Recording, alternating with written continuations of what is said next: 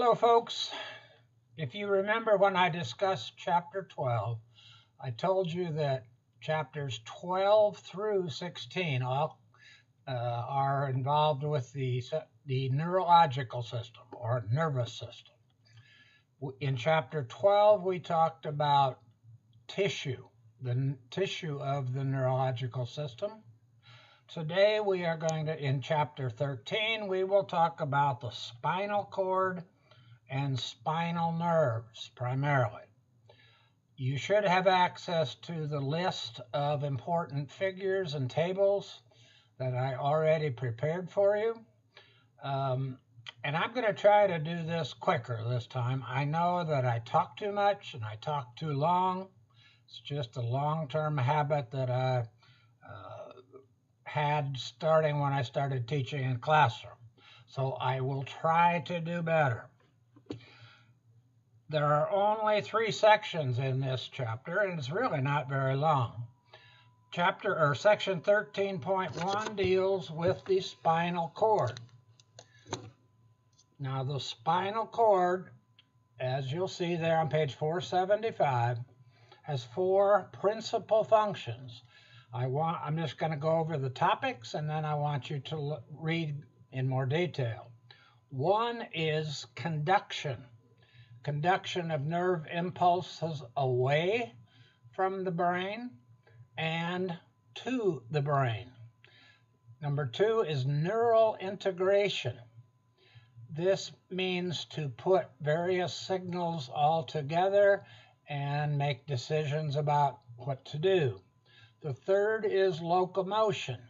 This means to innervate the muscles of the limbs so that the body is able to move around. And finally, there are reflexes that are very important. Look at figure 13.1, and it's called the spinal cord posterior aspect.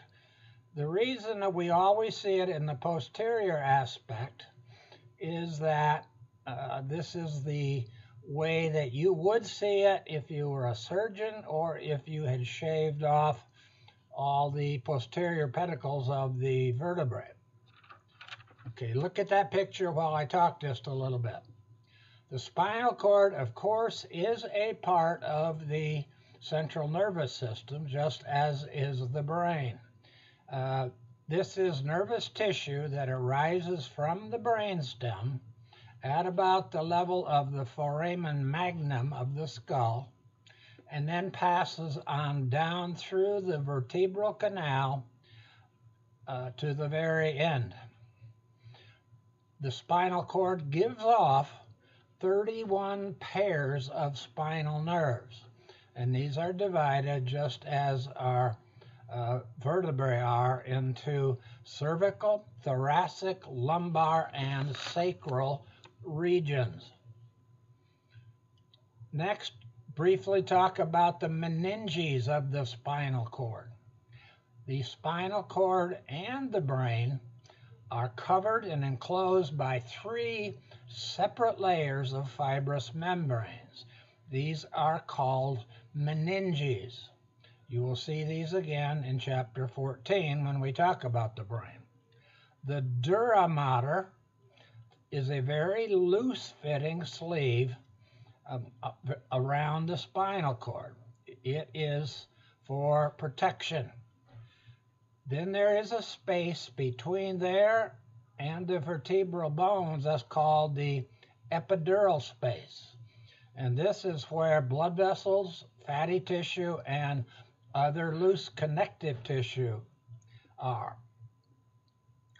The arachnoid matter consists of a simple squamous epithelium, and it adheres closely to the inside of the dura. You'd have to separate out all the meninges to be able to separate all these different layers. There's a gap between the arachnoid membrane and the pia mater, and this gap is called the subarachnoid space. This space, just as is around the brain, is filled with cerebrospinal fluid. The pia mater then finally is a very delicate transparent membrane that very closely follows the contours of the spinal cord. Now, look back, if you will, at figure 13.2, and you see three different sections of the spinal cord. A shows the cord with the vertebrae. B shows the cord with the meninges. And finally, C is a photomicrograph of a section of the lumbar spinal cord. The spinal cord, just like the brain, is made up of two different kinds of tissue. There's gray matter and white matter. Gray matter has gray matter has very little amounts of myelin. That's why it is gray. And it contains the somas of the neurons, the dendrites, and the proximal part of some of the axons. The white matter then, by contrast, is a bright pearly white appearance due to an abundance of myelin. Most of it is composed of the tracts of the axons that are leaving the area. There's more to look there and read about on page 479 about the gray and the white matter.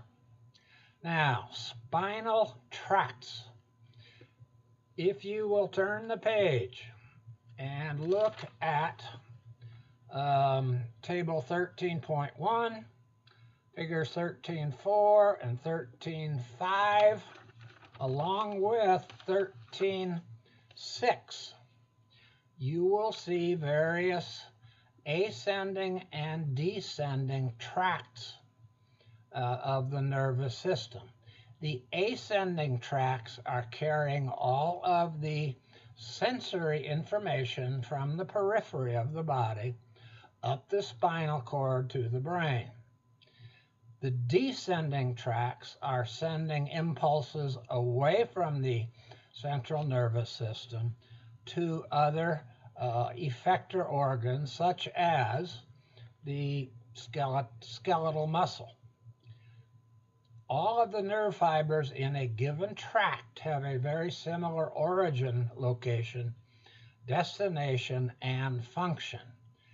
I would not spend a lot of time trying to memorize these because there would likely only be a question or two on the exam, and it is just too much to try to learn at this point. I had great difficulty learning this and picturing this even when I was in medical school. I just want you to know the major concepts of these tracts of nerves or of nerve tissue. Section 13.2 talks about the spinal nerves.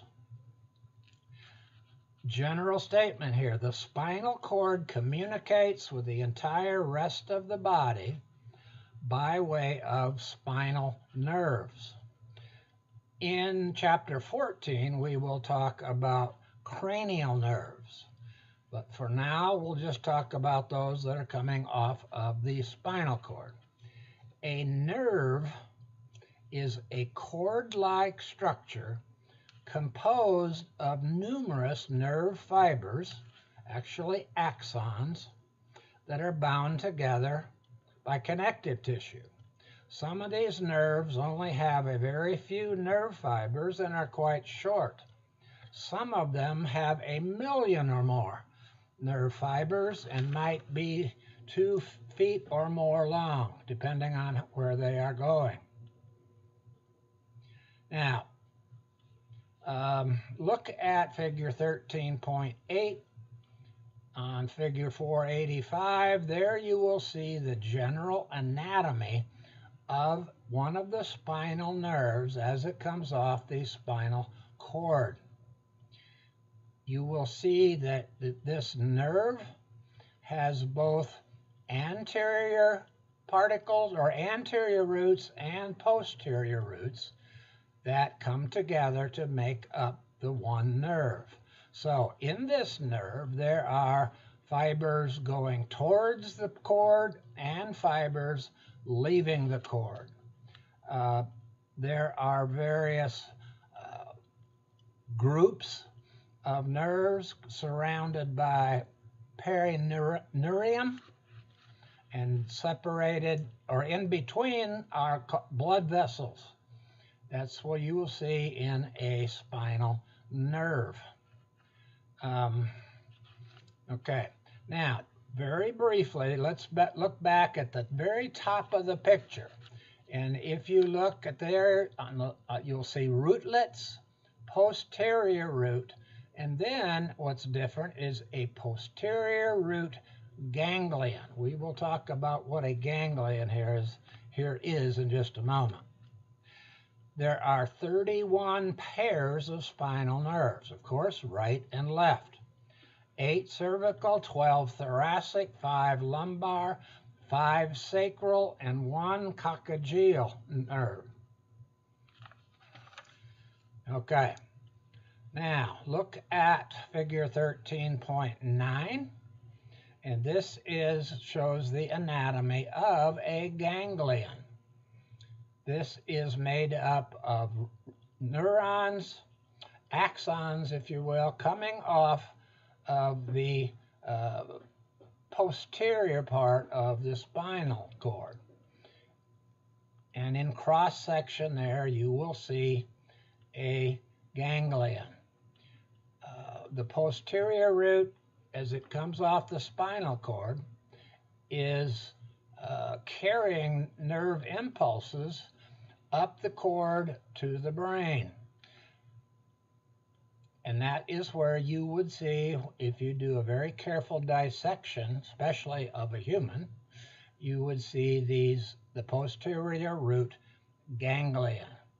These ganglion consists of all of the soma of the neurons that are traveling toward the brain.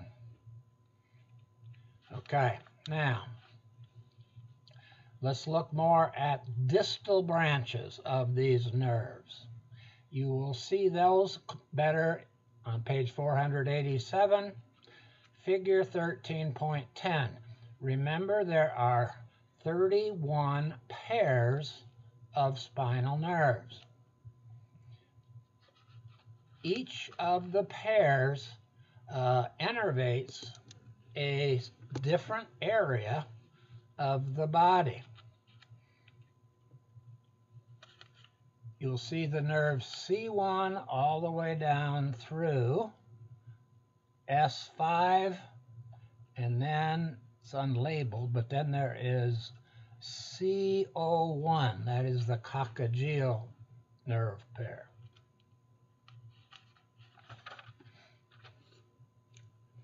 All right, now on pages 488, 489 are some great figures. 1311 shows branches of the spinal cord in relation to both the spinal cord, branches of the spinal nerves in relation to the spinal cord and the vertebrae. It gives you a better idea of where that cord is actually located. Figure 13.2 is an excellent picture of a dissection of a cadaver that shows 2 different spinal nerves, C4 and C5, as they enter the spinal cord.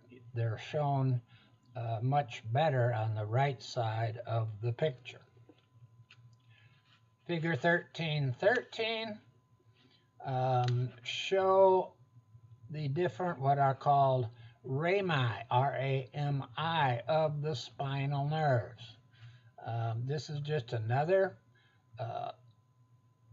small irregular piece of anatomy that you would see if you dissect the spinal nerves.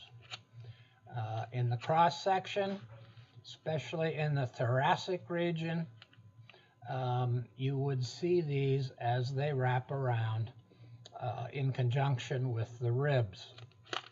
Now, I also want you to hear the name nerve plexus, or plural nerve plexuses. Table 13.3 shows the cervical plexus that comes off in the neck, involves the C1 through C5 spinal nerves. The cervical plexus is shown better in figure 13.14. Table 13.4 and figure 13.15 shows the brachial plexus. This is located in, if you dissected into the axilla under the upper part of the arm. It's a very complex group of nerves that come off the bottom 3 cervical nerves, and the bottom 4, along with the first thoracic nerve. And then after these subdivide and join up again, they form the musculocutaneous nerve, the axillary nerve, radial nerve, etc. And then these go on down the arm and into the hand. An actual photograph of the brachial plexus you'll see in figure 13.16. This is a very excellent dissection that shows the nerves in detail. And you can see how they fit in conjunction with the shoulder. Table 13.5 and figure 13.17 on page 493 show the lumbar plexus. This plexus is loaded laterally to the lumbar vertebrae, and it is made up of the 5 lumbar nerves, L1 through L5. Again, after these subdivide and join up with others, they make up some nerves that we've heard before: the femoral nerve, the lateral femoral cutaneous nerve, etc.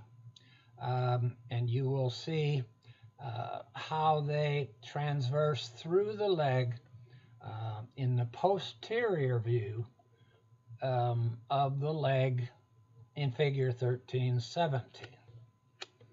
And then finally, table 13.6 and figure 13.18 are the sacral and the coccygeal plexuses.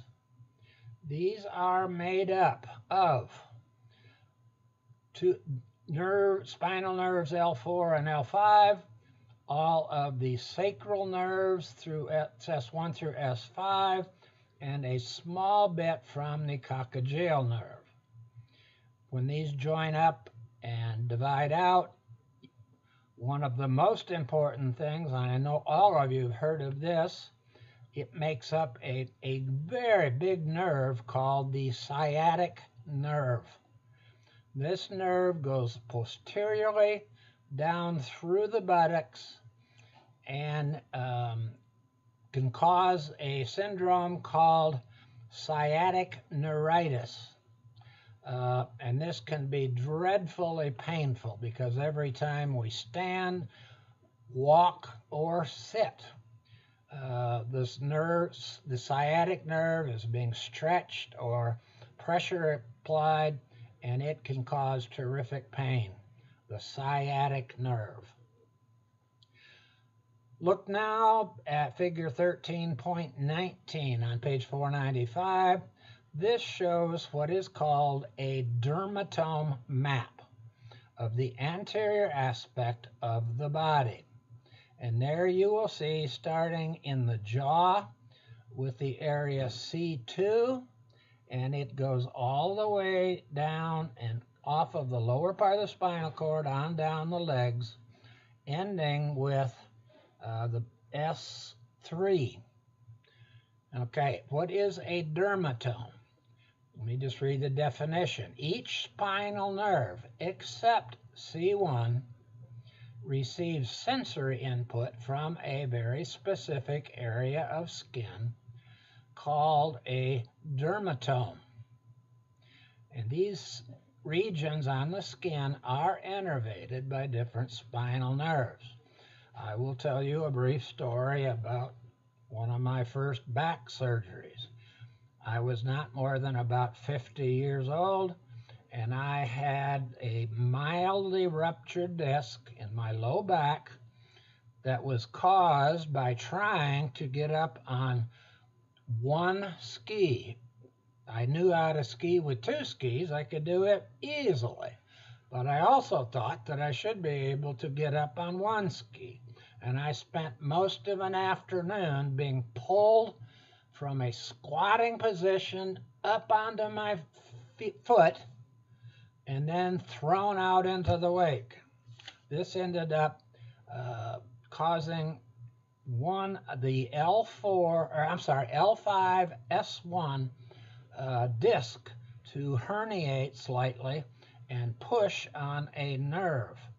How did we know which nerve it was before any kind of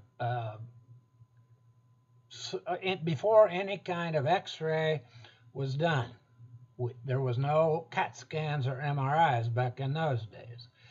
If you look at the lateral side of this gentleman's calf, you will see S1. Also on the lateral side of his left leg, you will see L5. The pain that started in my back, which doesn't show there, but it started over the L5, the area between L5 and S1. It wrapped around the side of my hip and then went down in a terrific burning sensation down the lateral side of my foot all the way to my little toe. So it was obvious which nerve I had injured.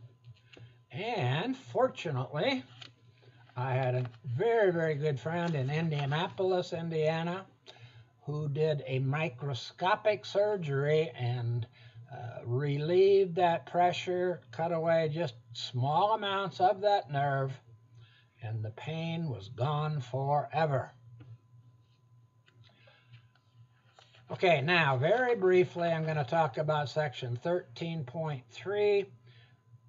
Your author calls them somatic reflexes. A somatic reflex is a reflex that involves skeletal muscle that involves the somatic nervous system that we will describe later. If you look better at on page 499 in section figure 13.22, you will see the patellar tendon reflex arc. You've all had this done at one time or another, I'm sure, when you sit up on an examining table and the examiner hits just below your patella with a small reflex hammer. If we are able to strike just the correct point, the patellar ligament, it is excited and it sends muscles to the spinal cord. Not a very far distance, but it's about 1.5 feet or so. And it travels through the muscle bundle to a ganglion, and then on up to a part of the spinal cord, and then immediately back down through the motor branch of this nerve to the hamstring or to the quadriceps muscle and the hamstring muscle.